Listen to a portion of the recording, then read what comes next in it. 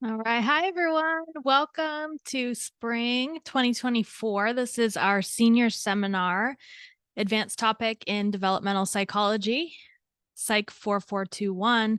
And I'm really looking forward to getting to interact with you all throughout the semester. I'm sorry that we don't get to meet in person, but hopefully the asynchronous format will give you some flexibility and we'll be able to, keep in touch and stay on track. So, just want to talk a little bit about attachment style. I know probably many of us are familiar with kind of the basics, right? We remember maybe the monkeys, Harry Harlow's original study, which of course is always a tearjerker for me. And then, kind of the basic idea behind Mary Ainsworth and her strange situation. But in this class, we're going to have an opportunity to dig a little bit deeper and, of course, explore some of the history of attachment. Actually, had its origins in World War II and kind of seeing how children and caregivers interacted when they were separated. So sometimes we come to the knowledge of psychology through less than ideal means. And then the really neat part about the class, I think, is that each of you will get to pick out an article. And I'll record a separate video just to give you more in-depth instructions on that. But just wanted to record something just to say hello, introduce myself. My name is Dr. Vanessa Kettering, and my background is in developmental psychology and positive psychology. And a lot of what I study has to do with the nervous system, well being, and substance use disorder. So I actually am interested in attachment theory from that perspective of, potentially dysregulation. So, just to start back at the beginning of attachment theory, each of us will actually take a quiz so we can get to know our own attachment style. So, that one is due February 4th. So, this Sunday, make sure you do get to that. But of course, we are probably familiar. You have the basics of secure attachment, right? Somebody that has had that consistent caregiving in their life and they feel pretty free to explore. And then we have kind of the anxious or sometimes called ambivalent attachment, a little bit more fearful.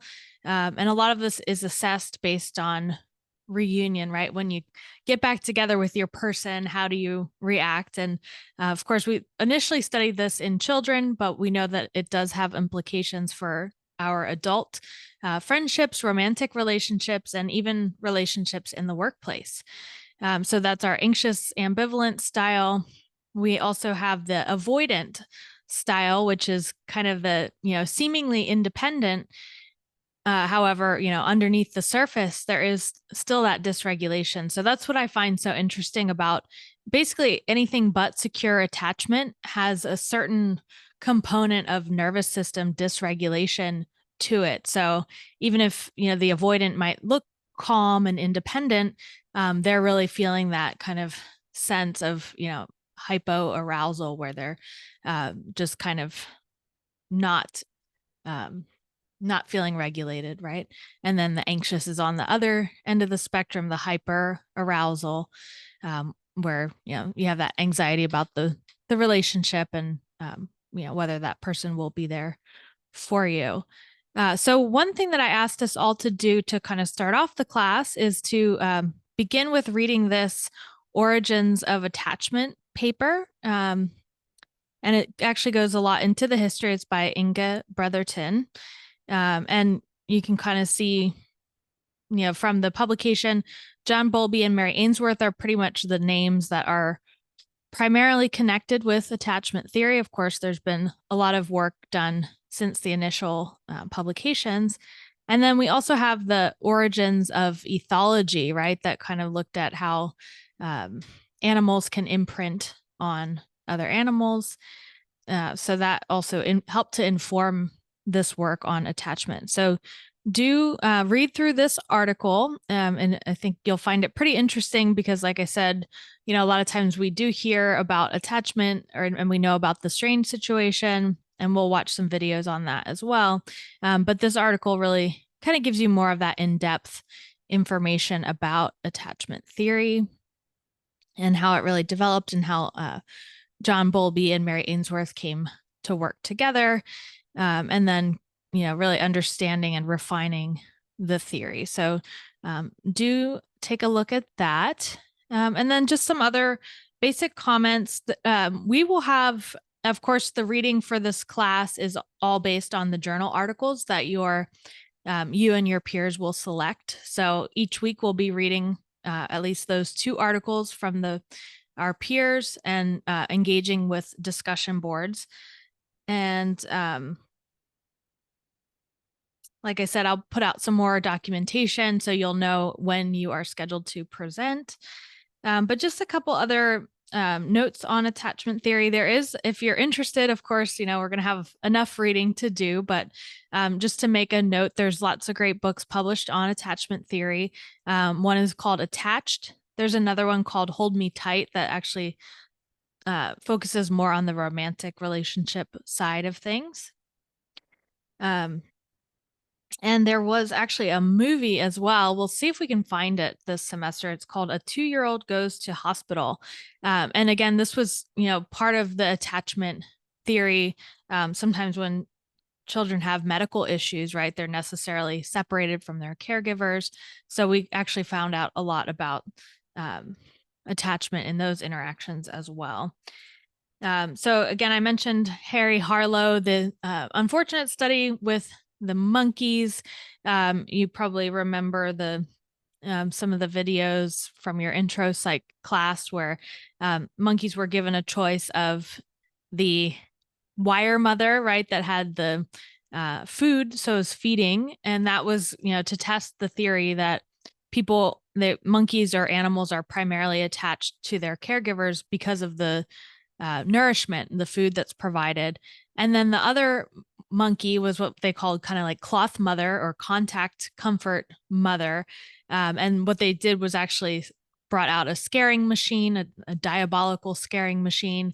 And they found that the monkeys actually did go to the kind of contact comfort. So they were looking more for that close touch rather than the food when they were disturbed. So that, again, kind of informed attachment theory. And we know a lot more now about how attachment does work with oxytocin, and that actually those close connections, personal disclosures, vulnerability, and physical touch all have, kind of a neurobiological element to them. So that was Harry Harlow was back in kind of the 1950s. Prior to that time, parents were really encouraged to be more like kind of cold and distant with their children. Children were thought of as little adults, right? And so there wasn't much encouragement for parents to really provide that close connection. So and I think probably a lot of us are certainly interested from the developmental perspective on attachment and how that works in elementary schools, and with parents and caregivers. But then we also think about, okay, what does that mean for us now if we are attempting to establish a romantic connection, or we might already be in a relationship? So attachment theory has been applied to adult love and adult romantic relationship. And what's interesting, you may have heard the term codependent, and there's even 12-step program, Codependence Anonymous.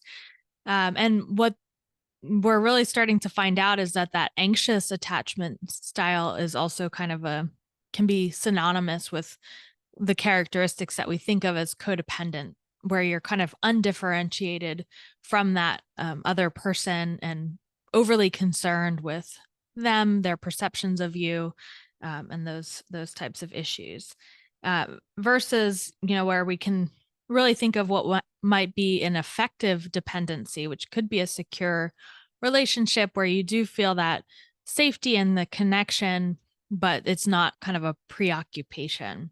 So we'll, hopefully some of you will dive more into, what that looks like in adult romantic relationships. We'll give some sample topics as well as we look at how to pick out articles. All right. So I do hope that you find this class interesting. We are focusing on attachment theory, but of course that has lots of implications. So many different topics that you can delve into. So I will record a separate video with some suggestions for how to go about your presentation. And until then, thank you all for watching and wishing you a great start to the semester. All right, take care.